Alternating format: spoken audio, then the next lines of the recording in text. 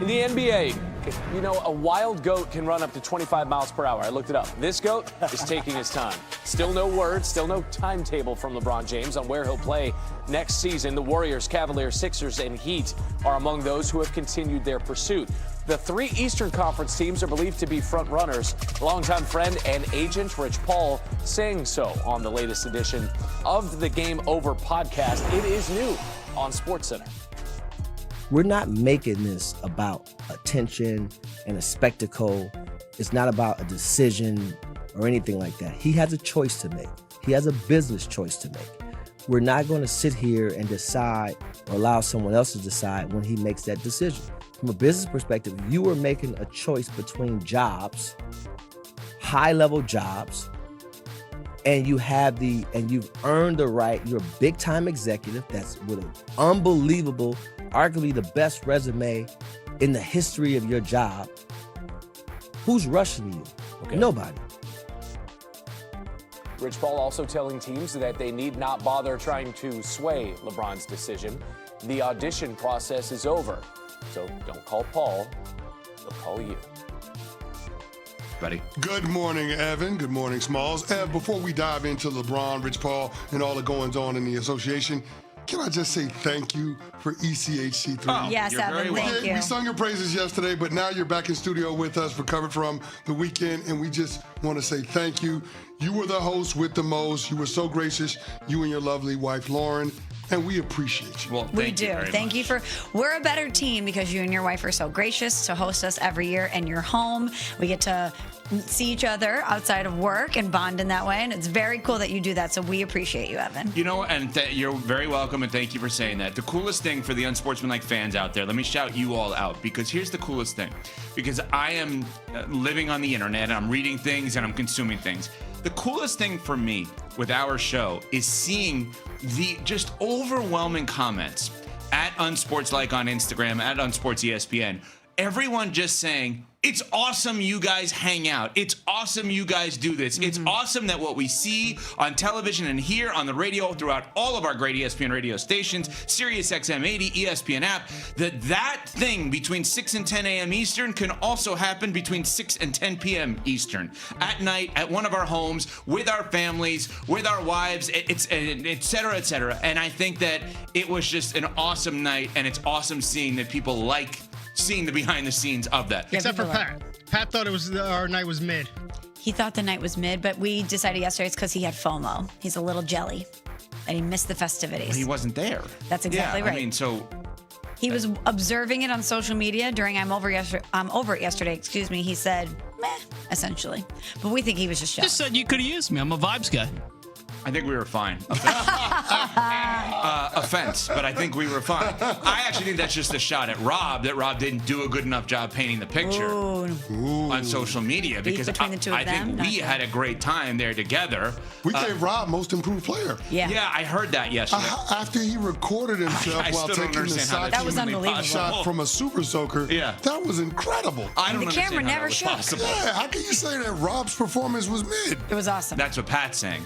I'm saying that's what Pat's saying. That's Evan, my opinion. as the host, who do you crown MVP of ECHC3? Well, I give Mel Canty a lot of credit, because Mel Canty had to middle. You know what that means? Sitting in the middle of the table. That means you're playing both sides of the table. Okay, let me go to that side and talk to everybody. Let me go to this side and talk to everybody. Right. You're in a tricky spot. You got to distribute the ball. And Mel Canty did a great job, so give her credit on that. I'm always going to give my wife, obviously, the MVP because she put the whole thing together. But in terms of our team, Mel Canty did a great job. Killer Mike did a great job. Yes. Steve from Sales did so. Steve from Sales had a one-on-one during this. Took somebody to the side, had a meeting. Did he? He didn't. And he almost left with a new car. And he almost stole Javante's car. What? He had a rental car, didn't remember what car it was, and started trying to break into Javante's car thinking it was his car. Okay, we missed that because the city crew was on the way out already. No, I didn't. Nuno had to stop a theft. That's unbelievable. I was watching the whole, you know how you see someone who they don't know what car they're going to, and they're sitting there, they're getting their keys.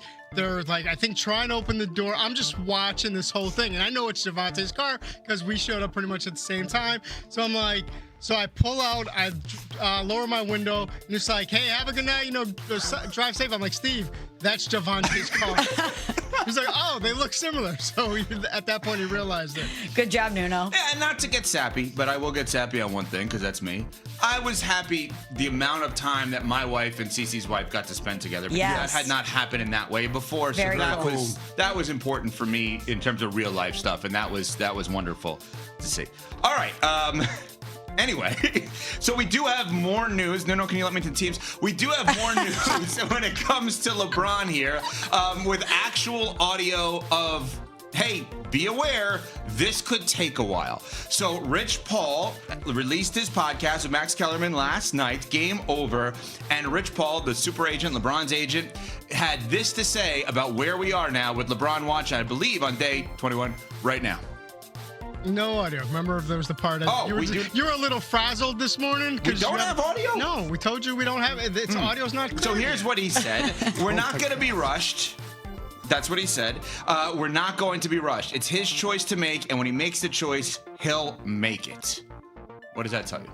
That tells you what right now? I mean, it could happen at any point, right? Technically. I still think it's happening sooner rather than later. But How many weeks in a row we're going to say this?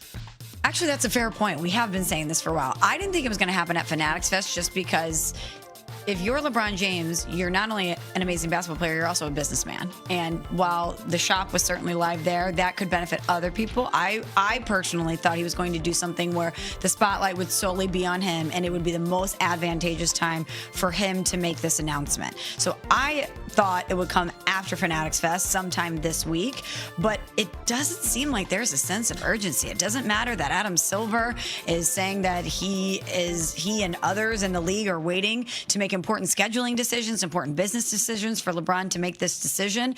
It seems like he is going to take his time, and I'm not quite sure what he's waiting for, CC. Well, we knew he wasn't going to do it at Fanatics Fest because he didn't want the announcement to get drowned out by the Open Championship at Royal Birkdale this weekend or the World Cup finale at New York, New Jersey Stadium on Sunday.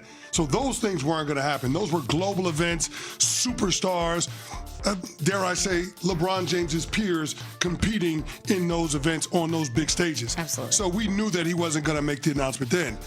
But now that we're on the other side of those things, you have to wonder what's holding this up. What is LeBron James waiting on? Is it a move that he wants to see a team that is in the running for his services make prior to him? Go reckless speculation prior on to that. him committing? Go reckless because I just don't understand what the pause on the decision is. When you got the commissioner of the league coming out and saying, we need you to make a decision.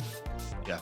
And days later, hearing no timeline from Shams when it comes to when we expect it to come, I truly wonder what it is that's pumping the brakes on where his basketball future is going to continue.